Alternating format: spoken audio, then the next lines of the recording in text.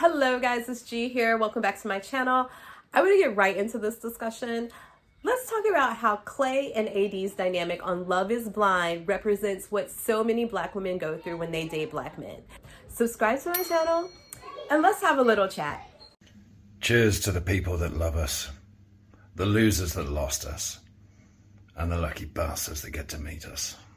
Okay guys, I just want to give you a heads up. There's going to be spoilers in this. So if you have not seen Love is Blind and you're following this story, just be pre-warned, spoilers, okay? What's interesting to me about the Clay AD dynamic is that, first of all, I feel like this is what a lot of black women experience in dating relationships. And this takes you through the whole story of what so many black women go through. Clay represents what I think most black women look for in a guy and try to date. Now, all of these podcast bros and the social media will make you think that black women only want to date thugs. They're only looking for pookies and ray-rays to get pregnant by them and, ends up in bad situations. But in reality, most of the situations is closer to AD and Clay's than anything else. Clay is somebody who looks really good on paper. He's an attractive guy, and he just needs a good woman to fix all of his problems, right? He lets you know he has problems, but he's trying to work on himself. He's trying to work through them, and he just needs someone to help him.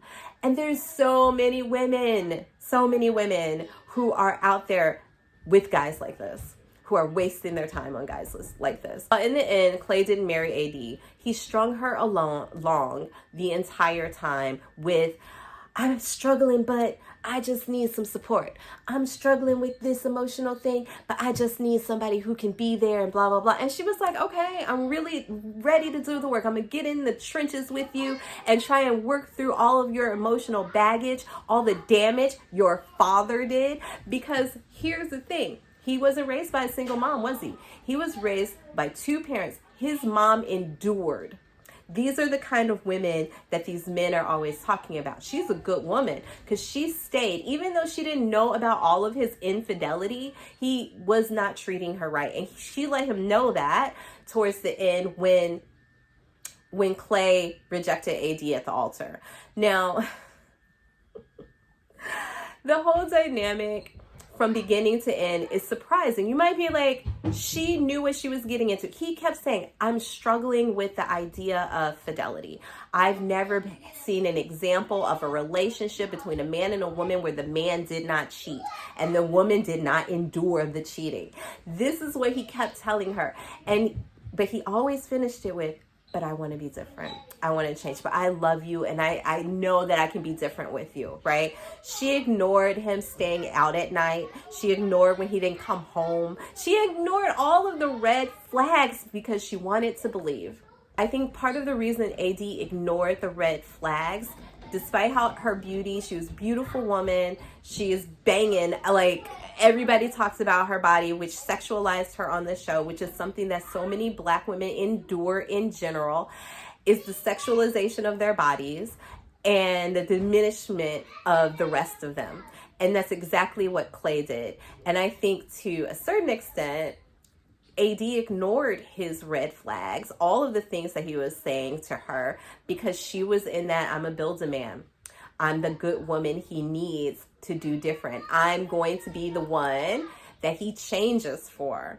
And so many black women fall for this. I just seeing the beginning it through this is a perfect example. He is not a Pookie or Ray Ray. He had both parents in the house. His father fucked him up. I made a video a while ago talking about how a lot of times raising children without the father can actually be healthier. And this is an example of that. This man emotionally encapsulated his son in things that he should not have been a part of.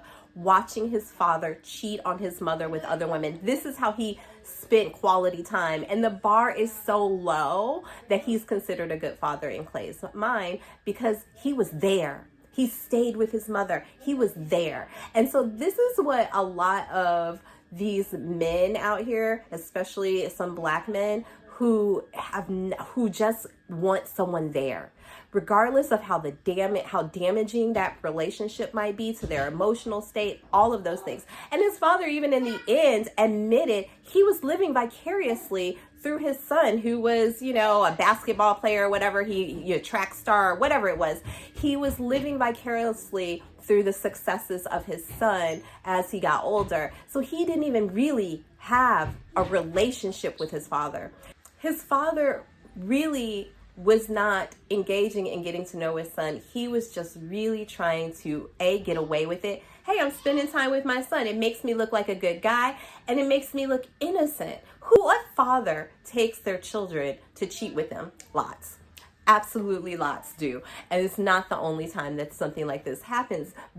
Lots of men do this. They use their children as a way to seem like, I'm a good father, I'm spending time. It gives them a cover of innocence, because most women aren't going to think that this man is out there taking their children on whole runs.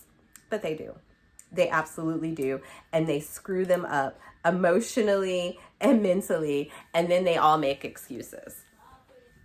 Because in the end, when Clay's father, at the wedding and everything, when Clay's father was confronted about his behavior, he said the same thing that Clay was. I never had examples. This man is almost 70.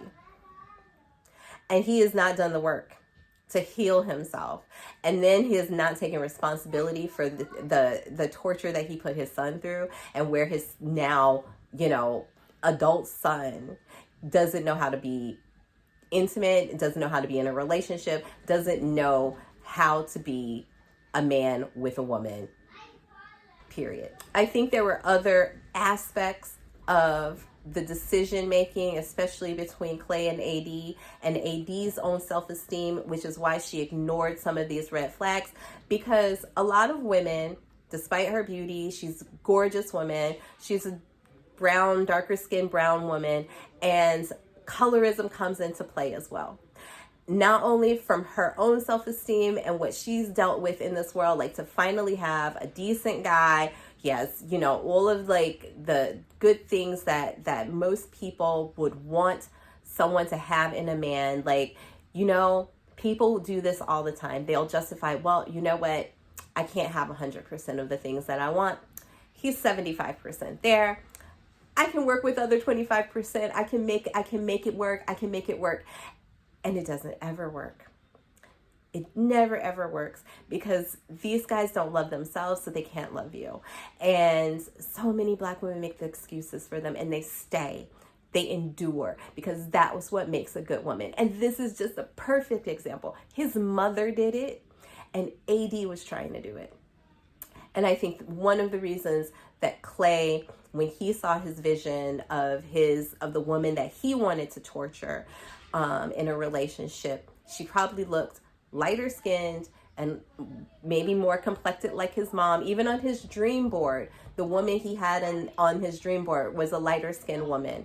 And I think a lot of times, men look at the social capital that women will bring to them, the social approval of all of their friends and everything. And I think there were some people talking about, his friends had an opinion on what she looked like and everything. At the ceremony, the first thing, he didn't say she was beautiful. He was like, look at that body. And this is the sexualization and the fetishization that Black men do to Black women. It was all there. Did you guys see it with me? I mean, I can't be the only one who saw all of the red flags and saw all of the dynamics that play out between Black women and Black men in relationships that Black women ignore and endure. This was such a great example. And when you listen to these men out here talking about, oh, Black women want you to be this and want you to be that, and you got to have everything, and he didn't have everything. He was emotionally unstable. He kept talking about his emotional instability, but he kept following up with, but you're different. For you, I can change. How many women have heard that? How many women have heard that bullshit? I mean, honestly, I can't even count the times on all my fingers and all my toes that like my girlfriends have told me, like, well, he said da, da, but then he did this, but he's gonna try, that was a mistake. Cheating is never a mistake. It's a conscious choice. And so many men try to say it's our nature, it's our nature. I need to do a video just on nature, because these dudes don't know anything about nature. Most men destroy nature, but then try to use it as a defense for their bad behavior. Their conscious choices. It's one thing that separates humans from the animals, is conscious choice. Guys, subscribe to my channel. I look forward to hearing your thoughts and comments and having discussion about this. And guys, yeah, I need to hear all your thoughts. So definitely subscribe. I look forward to talking to you guys in the comments, and ciao, ciao for now.